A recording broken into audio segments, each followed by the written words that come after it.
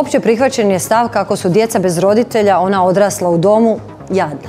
Sažaljevamo ih. Ponašamo se prema njima kao prema onima kojima nešto nedostaje, koji su zakinuti.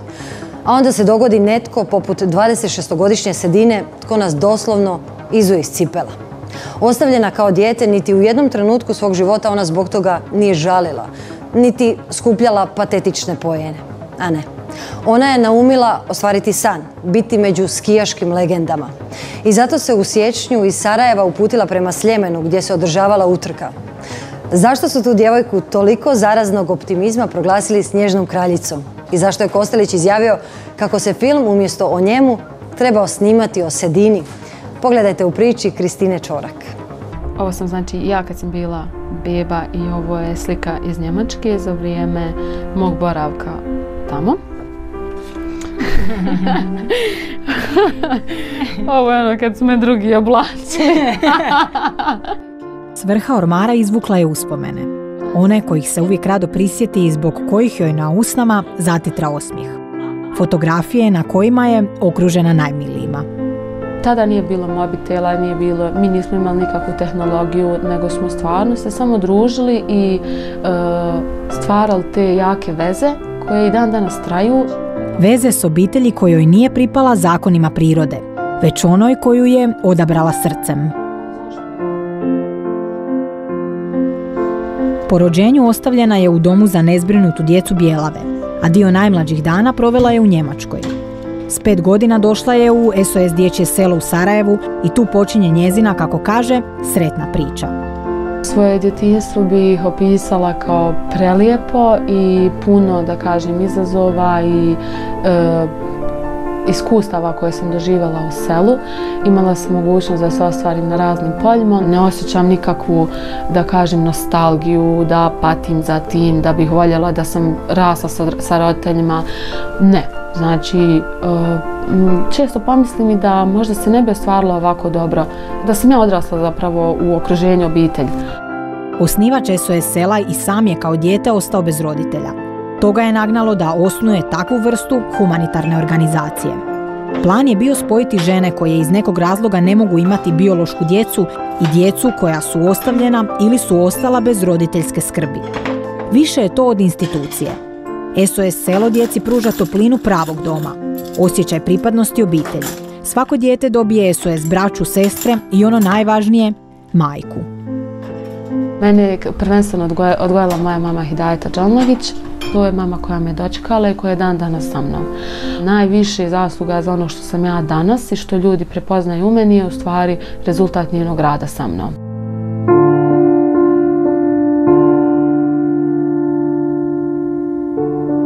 Divan je osjećaj. Ja sam inače, uvijek govorim srcem, ušla u ovo. Mislim da oni to osjećaju i ja sam tu jednostavno, oni su moj život, to je sva ta djeca sad ima i odraslih ljudi. Oni su dio mog života, ja računam u životu na njih i oni mogu na mene. Lijep je osjećaj da nisi sam. Već 21 godinu Hidajeta ima tu ulogu. Ona je majka tuđoj djeci. Odgojila ih je 15. Najveći izazov je bebu dovesti do neke stepenice u njegovom životu, da bude čovjek, da bude uspješan, eto koliko se može i tako. Pa odgajati je veliki problem.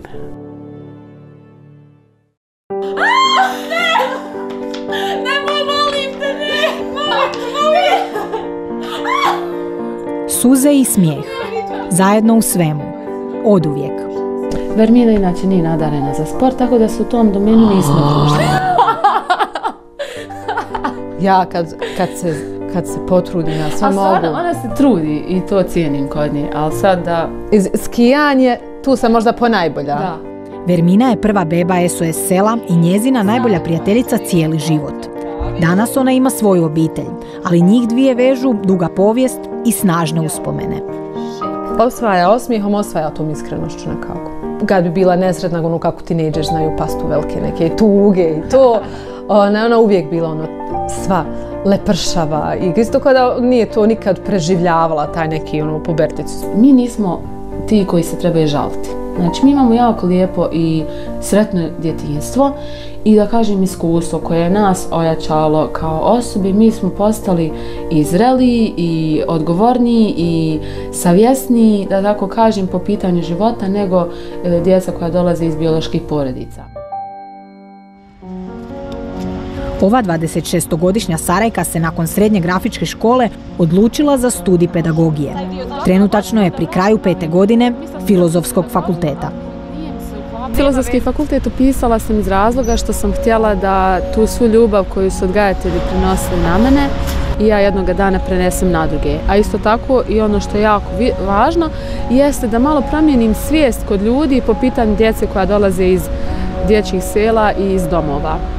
Prvenstveno zato što nas ljudi smatraju drugačijima i možda da ne možemo postići jednako onoliko koliko mogu djeca iz bioloških porodica. Tamo je upoznala još jednu prijateljicu, koja joj i danas čuva leđa. Izuzetan je prijatelj, velika podrška, neko koga ne zna pomoći. Milion slučajeva je bilo, na sred ceste nešto da se zadesi. Trči da mu pomogne, ne da žuri, već stvarno trči da pomogne. Njena dobrota, njena istrajnost onome što krene da radi i sama podrška svakome. I ako ona u nečemu ne uspije, savjetuje druge koje su njene bile greške pa da ovaj drugi može da uspije.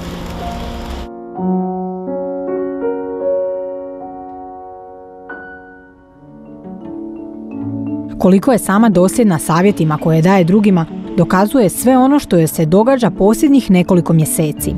Cijeli je život zaljubljena u skijanje.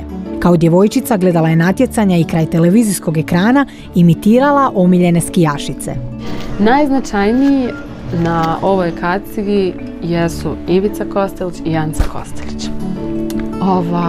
Hoću da kažem da su to skijaši uz koje sam ja, da kažem, zavolila skijanje, o kojima sam ja pisala dnevnike i dnevnike. To je znači startni broj zapravo nije startni broj, nego dres od Mikaele Šeflin. Dogovorile smo se u restoranu Vidikovac da meni baš ostavi broj, što je ona stvarno ispunila obećanje. Pošto je vidjela koliko sam sretna, onda je rekla evo ti i šampanjac, evo ti i cvijeće i naravno uspjela sam da donesem u onom stanju u kojem je ona meni to i dala.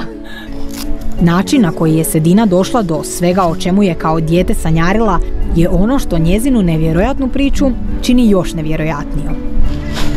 Vidjela sam da će se obilježiti 50 godina skijanja u Hrvatskoj, ali hoću ići, neću ići, nije bilo je samo pitanje dana kad ću otići.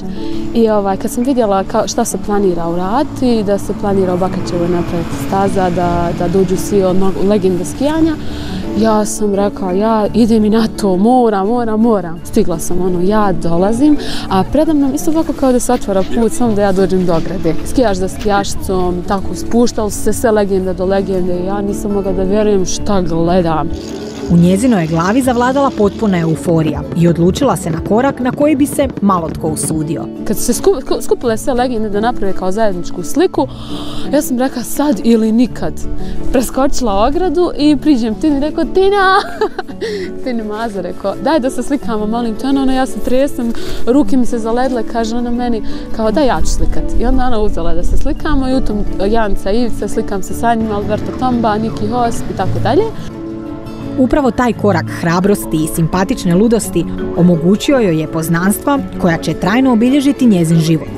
Kada se večer približavala kraju, cijelu je pažnju usmjerila na to da nabavi karte i za sutrašnju utrku.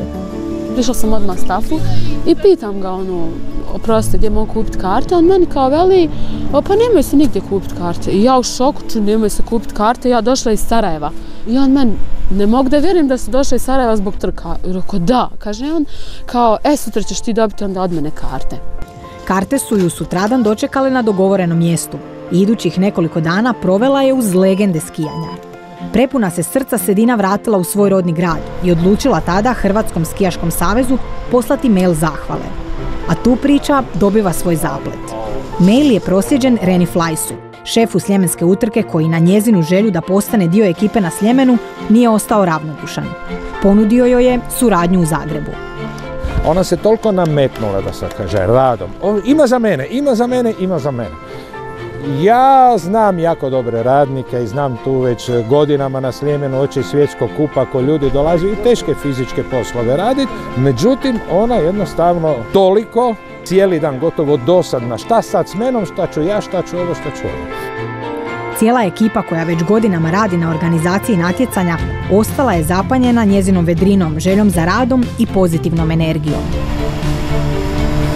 Ona je bila nama ravnopravni član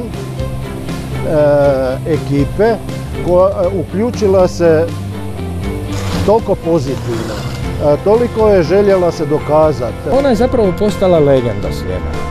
Neka, ne snježna kraljica, ali legenda koja je preko noći ušla u srca svih, ne samo ni svih, nevjerovatno, Sedina, ovo, Sedina, ono. Tada nitko od njih nije znao Sedininu životnu priču. Na jednom momentu nije našla za shodno da ona meni i u svojim CV-u opiše neke stvari. I to iznad svega cijenim, jer ona se ne želi izvlačiti ili, ne znam, na račun nečega pa danas možda lovi malo na sentiš, malo na ovo. Ne. Ona je došla, ja hoću raditi, to je to. Evo, i to je ona odradila i sad sve ovo što se posle događa, nemam riječi. Nikad svoju sudbinu nije koristila kako bi zadobila naklonost. Sama se izborila za sve u životu. Uz pomoć onih koji je vole, pokazala je da joj baš ništa ne može prepriječiti put. Ono što Sedinu u mojim očima karakteriše jeste njena tvrdoglavost, upornost i rekla sam, upornost mi se dopada zato što ne poklekne pred nekim preprekama koje se nađu na putu, ono što hoće to i ostvari.